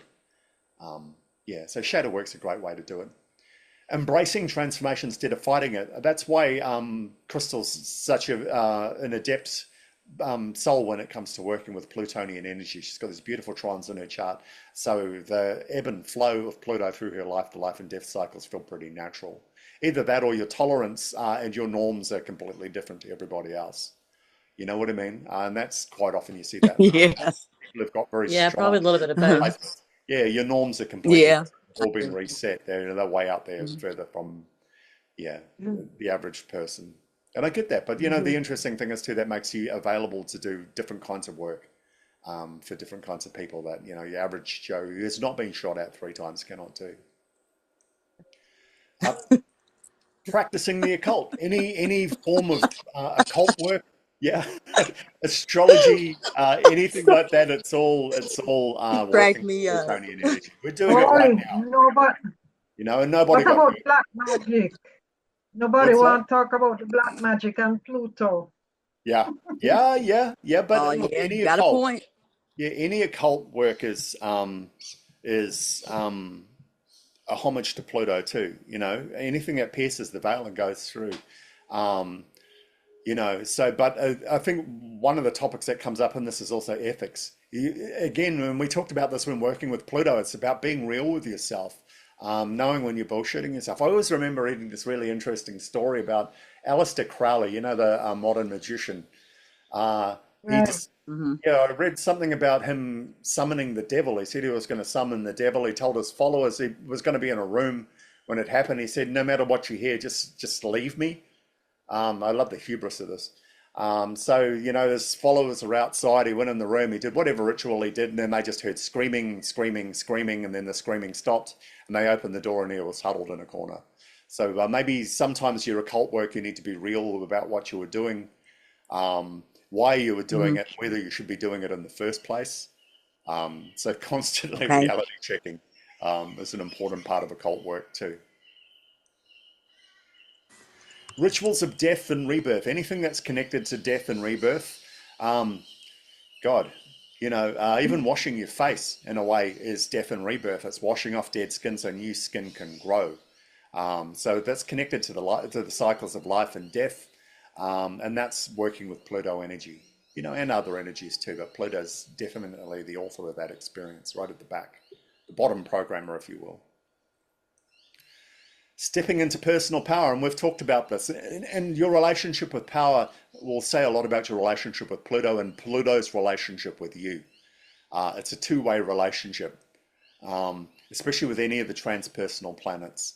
So stepping into personal power, understanding what personal power is, learning to value different kinds of power, learning to value the types of power that you may have.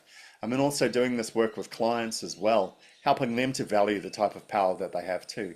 Everybody's got their own ideas and their own concepts of power.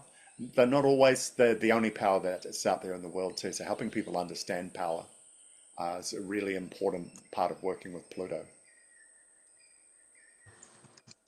Manage obsessions. Any obsessions you've got, any OCD you've got, anything like that, that can be connected to Pluto too. So understanding that, where that's stemming from. Look at Michael and smiling when the word OCD comes up.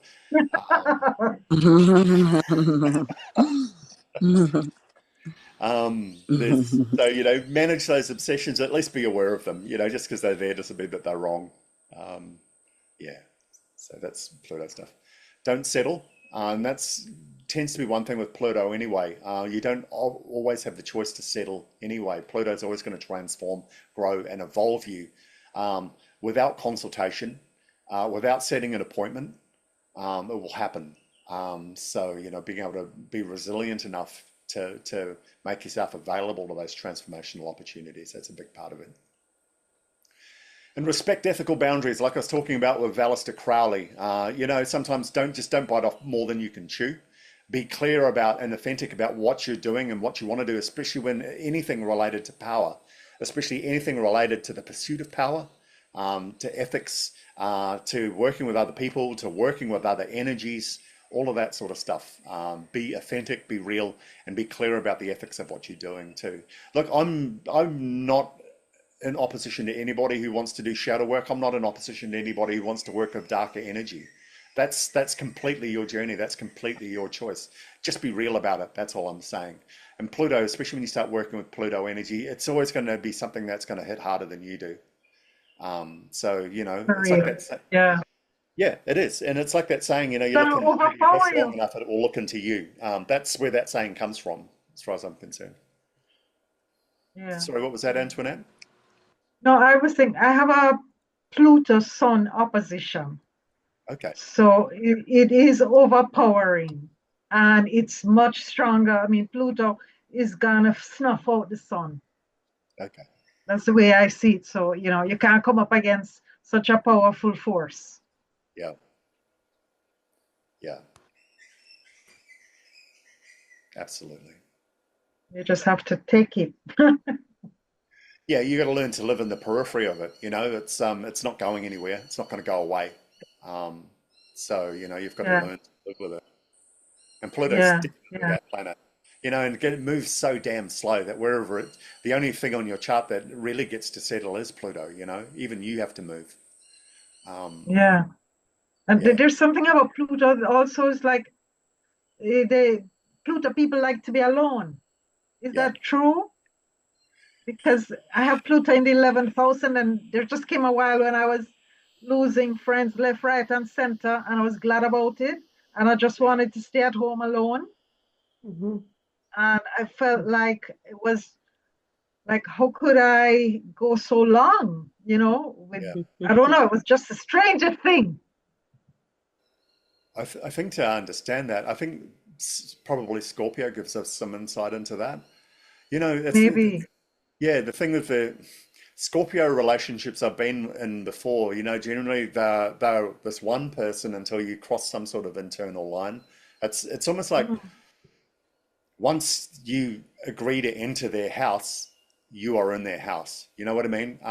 You're either outside or Right. in, and once you're in, you're all in. Whether you like it or And not. you belong to them. Yeah, yeah, that's it. And you suddenly, I think in the esoteric astrology course, I said it can feel like drowning, like they're grabbing you and they're pulling you down into the depths straight away. But as soon as you agree to step into the water, and for me, Scorpio's a terrifying sign to be in a relationship with. It's just as an Aquarius, it's the antithesis of everything for me.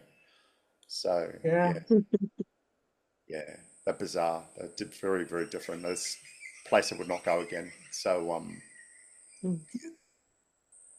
maybe that'll give some insight into that. At least their relationships with other people, they don't tend to float. They don't tend to wander. You know what I mean? You're either all in and you're all out. That's it. They don't. Yeah. They don't. Yes. Yeah. Yeah. They don't. They don't Yeah. just mingle. All or nothing. Yeah. All or nothing. I think that's Pluto energy. Um, and again, too, And I remember once I heard somebody say wherever Pluto is, like it's not real or it's a lie, or like she would say, those friends are not your friends. Wherever Pluto is, Pluto 11th house, they're not your real friends. Like something like that. okay, that's interesting feedback. I'd So have to sit with that one for a while. yeah, I never forgot it Yeah, when I heard it. So I wondered if it might apply to all the houses. yeah, yeah. It's an interesting perspective. Yeah. Yeah. Okay. All right. Final section. If for some crazy reason you want to manifest more Pluto energy in your life, um, these are ways that you can do it. Tuesday. Tuesday is the best day for manifesting Pluto energy. It's the day of power. If you want to go looking for Pluto energy, any rituals associated with Pluto, any shadow work, Tuesday is a great day to do it. Yeah. We talk about a shrine or an altar. We've talked about it every time we've done this. So let's look at some of the things we might put on that. Anything that's black, dark red, deep purple, or deep blue, those are the colors that we associate with Pluto. So if you've got a table runner or a tablecloth or something that you're going to put on that altar, that's a good color to start with. Anything black, blood red, deep red, blue, or purple, those are the colors that you might want to begin your preparations with. Intense. Yeah, Yeah. yeah, they are. And deep, and you know what I mean? Yeah. Yeah, very, very deep. I do not recommend putting plutonium on your shrine, but plutonium is the metal that's associated with Pluto for obvious reasons. But also iron and obsidian, volcanic glass, they're ones that are associated with Pluto too. So that's something that you might want to put on there. Snakes, bones, scythes or sickles are symbols that associate with Pluto too. So if you've got objects like that, then by all means place those on your altar too and you'll start manifesting Pluto energy.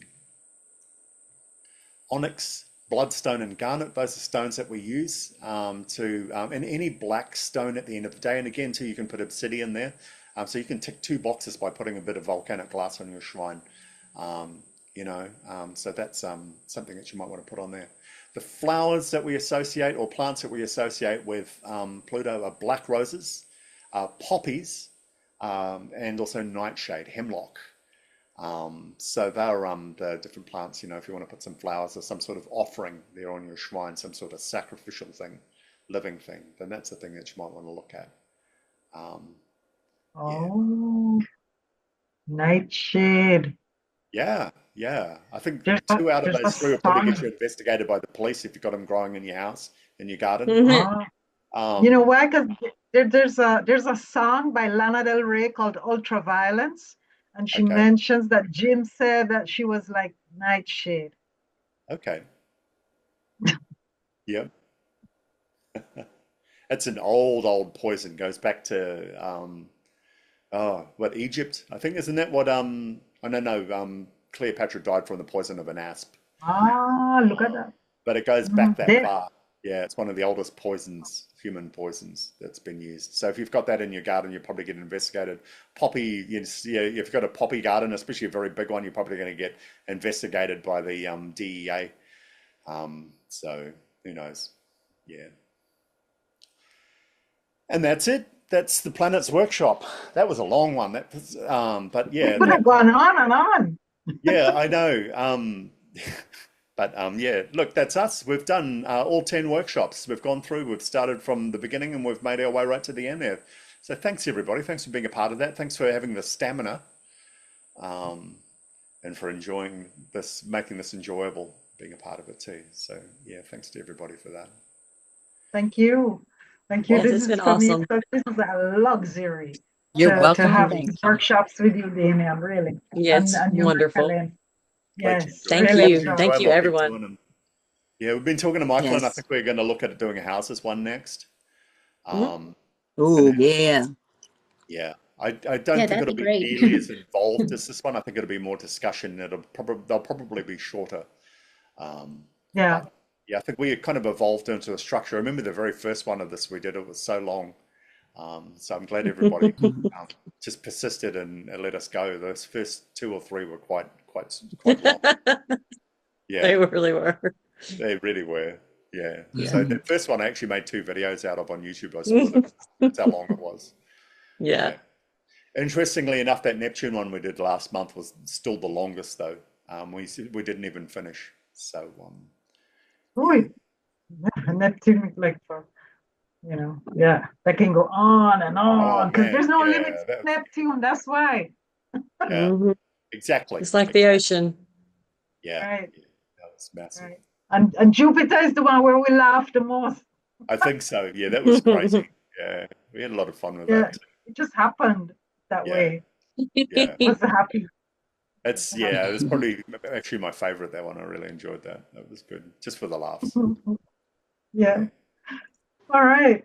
All right, everybody. I'll stop recording. Thanks for being a part of this, and looking forward to working with you again. Mhm.